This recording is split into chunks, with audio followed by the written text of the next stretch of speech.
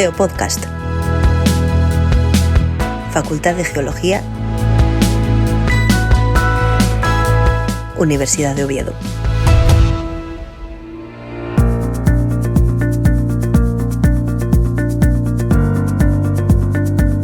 ¿Qué tal? Bienvenidos, bienvenidas a la segunda temporada de los Geopodcasts de la Facultad de Geología. Empezamos curso por todo lo alto. Lo hacemos con Santiago Giralt, director de Geociencias Barcelona, un instituto internacional de investigación dedicado a las ciencias de la Tierra, dependiente del Consejo Superior de Investigaciones Científicas, que, como saben, es un organismo donde está la élite investigadora de nuestro país, dedicado a estudiar en cada uno de sus centros pues las 1001 cuestiones que afectan tarde o temprano a nuestra vida cotidiana. Santiago Giralt, muy buenas, bienvenido al Geopodcast de la Facultad de Geología. Hola, buenas tardes, Carlos. Muchas gracias por invitarme. Santiago Giralt nos acompaña en la Facultad de Geología estos días porque es profesor del máster en Recursos Geológicos e Ingeniería Geológica de nuestra universidad, es profesor visitante, es un experto en el estudio del clima en el pasado y hemos aprovechado esta oportunidad pues para conversar precisamente sobre el clima, sobre el estudio del clima en el pasado en la Tierra y sobre un sinfín de cuestiones a las que a continuación vamos a dar paso. Santiago, la primera pregunta para los no expertos en esta temática es: ¿para qué sirve esto de estudiar el clima en el pasado? ¿Que es que el clima no siempre ha sido igual? Buena pregunta. A ver, hay que entender que si no sabemos, eso es como la historia, si no sabemos de nuestro pasado, estamos condenados a repetir los errores en el futuro. En el clima hay que saber de dónde venimos para saber para dónde iremos. Entonces es fundamental entender de dónde venimos a nivel climático para más o menos dilucidar hacia dónde evolucionará el clima en un futuro próximo. El clima nunca ha sido el mismo. El clima, hay un montón de factores que han jugado sobre él, ¿no? Depende de la escala temporal a la que trabajemos, y tiene sus variaciones. Entonces hay unas variaciones que son naturales y unas variaciones que actualmente ya no lo son. Entonces es fundamental entender el clima del pasado para ser capaces de distinguir cuál es la contribución humana sobre el clima, ¿no? Y predecir hacia dónde iremos. Nos decías que el clima no siempre ha sido igual, que hay una contribución humana, una contribución no humana. ¿Cómo hacéis los geólogos para estudiar el clima en el pasado? ¿Qué datos utilizáis? ¿Cómo podéis saber el clima que había en la Tierra hace 1000 años o 10.000 años o el tiempo que sea? Vale, para eso lo que utilizamos nosotros es una serie de sensores, ¿no? Naturales. El sensor típico que usamos nosotros son los lagos. Los lagos se encuentran en todo el mundo y prácticamente hasta casi todas las alturas, hasta a partir de 6.000 metros ya no hay lagos porque el agua está congelada, pero del 6.000 metros para abajo hay lagos. Entonces el lago responde al clima del entorno. Si hay una época seca, el lago se seca. Si hay una época húmeda, el lago se llena de agua. Esos cambios de oscilación del agua afectan a la fauna que vive y afecta al sedimento que se deposita en el fondo. Entonces nosotros lo que hacemos es obtener un registro de ese fondo del lago, ¿no? Es un tubo de plástico al que hincamos dentro del sedimento, ¿no? Y ese es nuestro archivo natural que registra esos cambios. Entonces, a partir del estudio de ya sea la composición mineral, ya sea la composición de diferentes organismos, ya sea por la composición de tipos de sedimento, de diferentes parámetros, nos permite relacionar esos cambios que vemos en el lago con los cambios climáticos. Nos comentabas que el estudio de los lagos os permite estudiar el clima o los diferentes eventos climáticos o los cambios climáticos que ha habido. ¿Durante cuánto tiempo podéis estudiar esto? O sea, ¿los lagos hasta dónde nos permiten viajar en el tiempo para conocer el clima? Dependerá de la resolución temporal, pero hay lagos que, por ejemplo, si yo me voy al lago, el lago mayor que existe en la Tierra, que es el lago Baikal, me permite tirar hacia atrás los últimos 3 millones de años. O sea que realmente se puede estudiar con un gran detalle los últimos 3 millones de años. Lo normal es trabajar los últimos varios miles de años, ¿no? Escala de 8, 10, 12.000 años.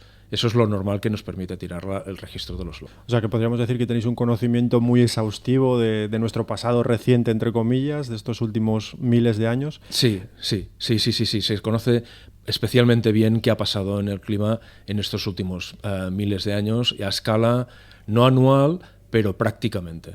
O sea, que realmente podemos tirar para atrás sin problemas. ¿Estos estudios se están llevando también a cabo aquí en la península ibérica o estáis estudiando lagos de mayor tamaño en otros continentes? ¿Dónde estáis trabajando actualmente en este tipo de investigación? Depende del problema que quieras resolver. Entonces, hemos trabajado por todo el mundo.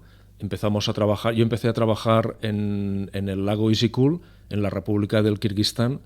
Eso es una de esas repúblicas en el centro de Asia que se independizaron cuando cayó la Unión Soviética, y allí había un problema de gestión de agua. Entonces, el lago del Kirguistán suministra agua a todas las repúblicas que están. Es una república de montaña, está situada en el Himalaya, y suministra agua a todas las repúblicas en abajo, que son el Kazajstán, el Turkmenistán y el Tayikistán.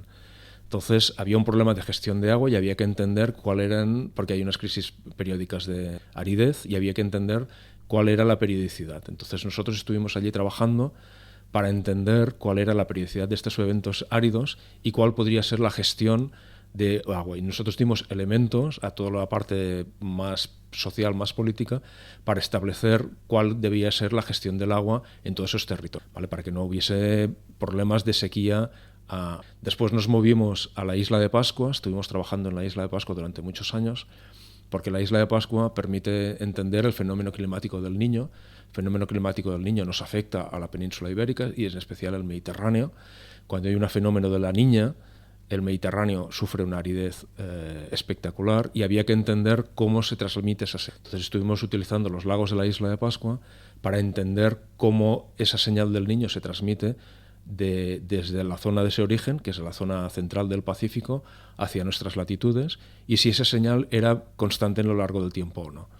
Y ahora actualmente, desde ya hace unos 15 años, estamos trabajando en las zonas polares, en el Ártico y en el Ártico sobre todo porque los fenómenos climáticos que están pasando actualmente están relacionados con el fenómeno con el Ártico. La corriente del jet stream, que es una corriente de viento a la parte alta de la atmósfera, ¿no? Que es lo que separa el clima polar del clima subpolar, se están curvando de una forma significativa con el calentamiento generado por ideas nuestras, y eso está repercutiendo en periodos de mucho frío o mucha aridez sobre la península. Entonces estamos utilizando los lagos de esa zona para establecer periodos de recurrencia y cómo se ha comportado el jet stream a lo largo del tiempo, y poder intentar hacer modelos predictivos para gestionar el tema del agua en una zona tan estresada hídricamente como es la península ibérica. Entonces, igual aquí en Oviedo los problemas de agua no son significativos, pero si se baja hacia Murcia, allí los problemas son enormes. Entonces, necesitamos entender qué está pasando en el Ártico, porque lo que pasa en el Ártico no se queda teniendo repercusión en nuestras latitudes. Nos estás poniendo ejemplos, creo que muy claros, muy evidentes, de cómo la ciencia básica, si me permites decirlo así, da respuestas o da solución, o bueno, está en el camino de dar soluciones a los problemas que estamos sufriendo actualmente, derivados del clima o de estos periodos de aridez, de precipitaciones, etcétera. Quería preguntarte, porque muchas veces estamos escuchando hablar de la palabra cambio global y de cambio climático, ¿qué diferencia hay entre una cosa y la otra? Claro, sí, eso es muy importante entender esa diferencia, ¿no? Porque el cambio climático está englobado dentro del cambio global. El cambio global es toda una serie de cambios que están sucediendo en la Tierra y que afectan un montón de esferas. Entre ellas, por ejemplo, el tema del que ya se está hablando de una sexta extinción de especies, ¿no? Generadas por el incremento de temperaturas, por la emisión de gases de efecto invernadero nuestra. Eso forma parte del cambio global. O el tema de la contaminación por el uso excesivo de fertilizantes. La cantidad que actualmente se usa de fertilizantes es enorme, y todo ese fertilizante no se queda en el suelo, sino por culpa del viento y de la lluvia se está exportando a otras zonas del mundo, ¿no? Como por ejemplo las islas más remotas, ¿no? Que están recibiendo una cantidad de fósforo y de nitrógeno mucho más grande del que deberían estar recibiendo, y eso forma parte del cambio global. Y el calentamiento, el incremento de temperaturas que se está generando por la emisión de gases de efecto invernadero, forma parte de ese calentamiento. Es otra de las patas del calentamiento. O sea, el calentamiento global sería un concepto holístico de todos estos cambios generados por nuestras actividades. Queríamos también conocer un poco cuáles son los factores, las variables que concurren en el clima actual, no sé si solo humanas, sino también no humanas, naturales. ¿Podrías describirnos, así de una manera que lo podamos comprender fácilmente, cuáles son los principales factores que incluyen en el clima? Que algunos nos los has comentado ya, pero... Claro, el clima depende de la escala en la que estudiemos el clima. Entonces, si lo utilizamos, hay que entender la diferencia entre clima y meteorología. Esa es la primera diferencia que hay que entender, que es fundamental. La meteorología es lo que estudian las personas físicas, las personas del tiempo, ¿no? Y se dedican a hacer modelos para entender lo que está pasando a nivel horario, a nivel diario, ¿no? Y son los que la gente que sale en televisión y que cuenta el tiempo que va a hacer en los próximos días. El clima, la unidad de trabajo es el año. Es la mínima unidad sobre la que se trabaja. Entonces hay que entender que el clima ya no es solamente lo que está pasando a diario, sino es un promedio de lo que pasa a lo largo del año, ¿no? Y cómo ese promedio se va modificando a lo largo del año. Entonces, la Organización Meteorológica Mundial dice que para entender el clima de una zona hay que agrupar 30 años, y eso permite entender las variaciones naturales del clima, ¿no? Entonces, a partir de aquí, cuando tú vas a una zona y estudias los últimos 200 años, tú sabes que hay una variabilidad climática natural que forma parte de ya sea la geografía, ya sea la localización de la zona de donde estés estudiando, ya sea las variaciones en la actividad solar, ya sea de toda una serie de la propia dinámica atmosférica que introduce una especie de ruido, ¿no? Un movimiento que técnicamente se llama movimiento estocástico, ¿no? Es un movimiento aleatorio,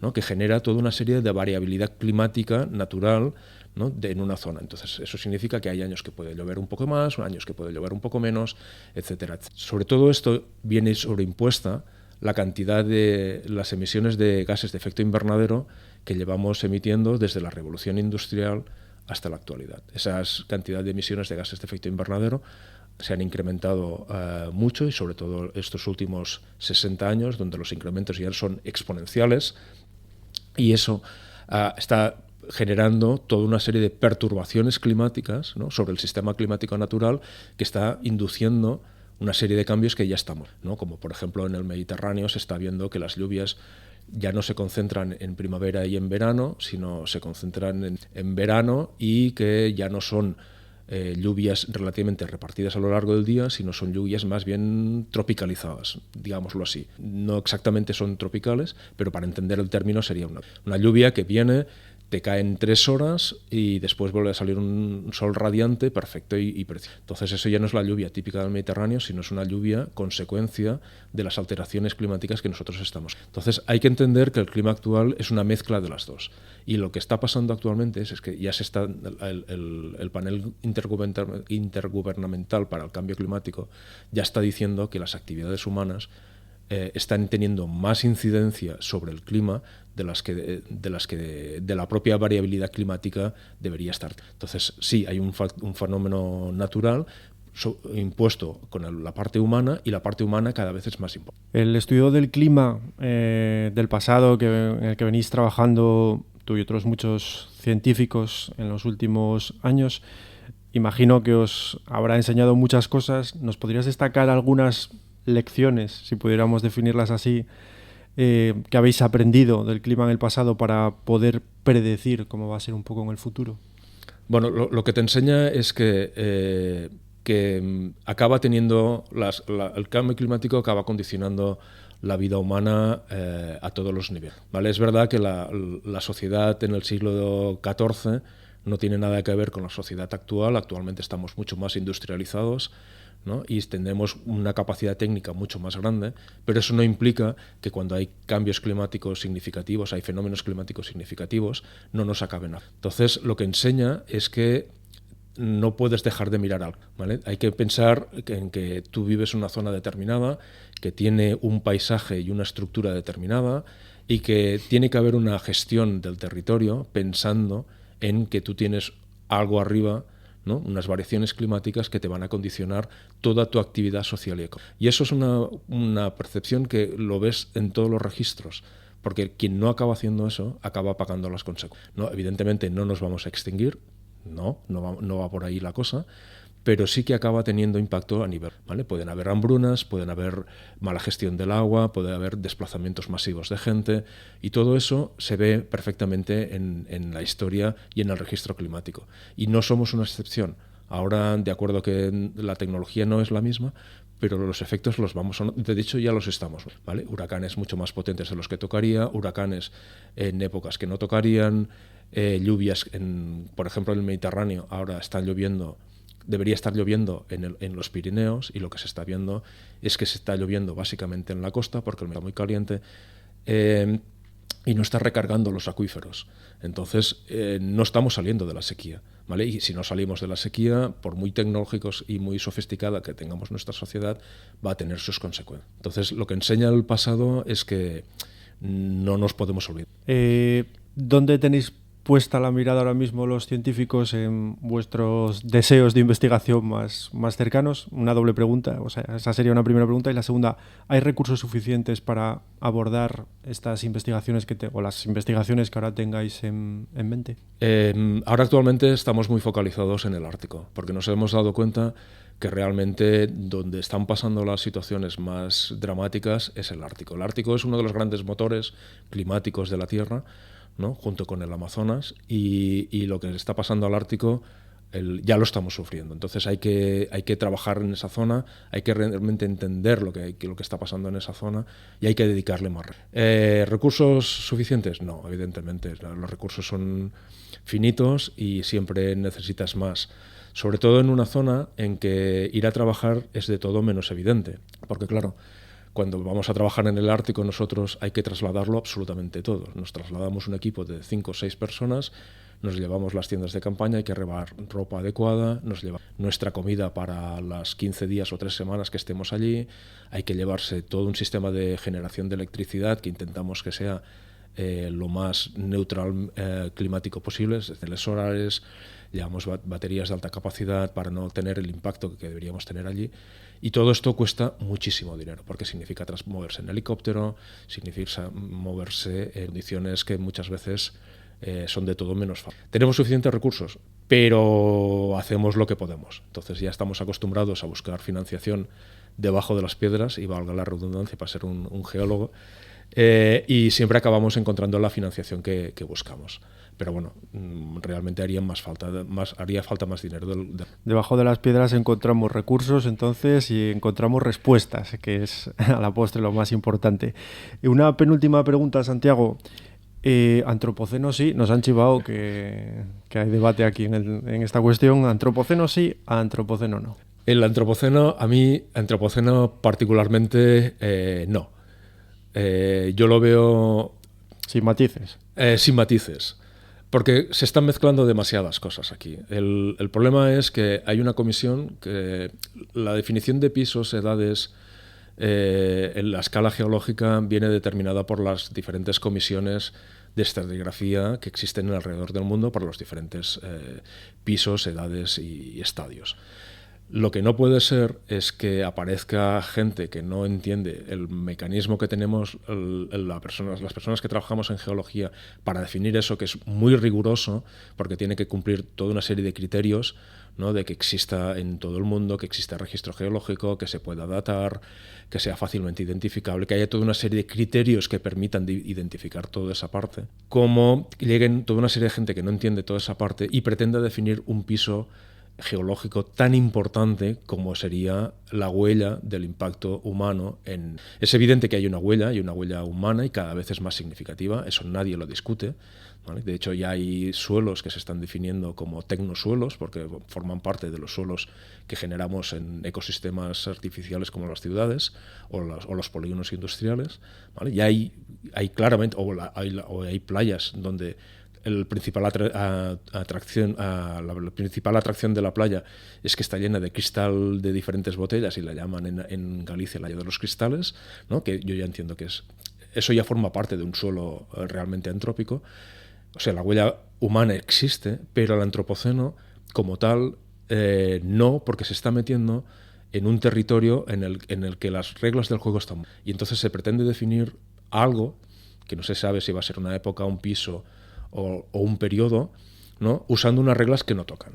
Entonces yo por eso ahí sí que soy especialmente estricto. La geología tiene unas reglas, igual que la biología tiene unas reglas para definir las especies, ¿no? Que las estableció Linneo, o la física tiene una serie de reglas que las han ido definiendo diferentes personas científicas. La geología tiene lo mismo. Entonces no puedes aparecer tú y definir como te apetezca toda una serie de un estrato tan importante como esto. De hecho, la Comisión Internacional para el Antropoceno ha tumbado muy recientemente la propuesta que había para definirlo en el Antropoceno, porque evidentemente no cumple casi ninguno de los criterios que existen. Entonces, desde el punto de vista científico, no. Desde el punto de vista filosófico, sí, evidentemente hay que definir una huella, ¿no? Y hay que definirla toda una serie de criterios, pero no invadiendo un territorio que no es el que toca. Entonces, no, porque además es que nos cargaremos la geología como tal. No entiendo. No, la verdad es que yo en eso soy muy tajante. No, antropoceno, no. Directamente no. Nos quedamos con el no. Se licenció en Geología en el año 1992 en la Universidad de Barcelona. Se doctoró en el año 1998 también en la Universidad de Barcelona, si no me equivoco. La pregunta con la que terminamos todos los podcasts es obligada. ¿Volvería a estudiar Geología? Aquí es un sí rotundo. Y sí. Lo que me ha dado la geología no me lo ha dado. El poder salir fuera y entender mi propio planeta, el planeta en el que vivo. O sea, es que no es la geología de cualquier otra cosa. No, es la geología del planeta en el que vivo, en el planeta que no hay una alternativa, no hay un planeta B, no existe. Yo entiendo SpaceX quiere ir a Marte, ya, vale, pero el planeta en donde vivimos y donde se ha desarrollado la humanidad es el planeta donde estamos actualmente. Y ese planeta hay que entenderlo en su total. Entonces, hacer geología para entender mi propio planeta donde yo estoy viviendo, vamos, eso es un placer absolutamente impagable. Vamos, 1000 veces sí, claro que volvería a estudiar geología. Placer que compartimos. Santiago Giral, director de Geociencias Barcelona, del Consejo Superior de Investigaciones Científicas. Muchísimas gracias por habernos dedicado estos minutos. Muchísima suerte en esas clases que estás impartiendo en la Facultad de Geología de la Universidad de Oviedo y esperamos verte pronto con este clima lluvioso que habitualmente tenemos en Asturias. Muchísimas gracias. Muchas gracias a vosotros por invitarme. A todos ustedes les emplazamos a un segundo programa de esta segunda temporada de los Geopodcasts de la Facultad de Geología. Reciban el saludo de Luis Alberto Pando y de Carlos López. Hasta la próxima.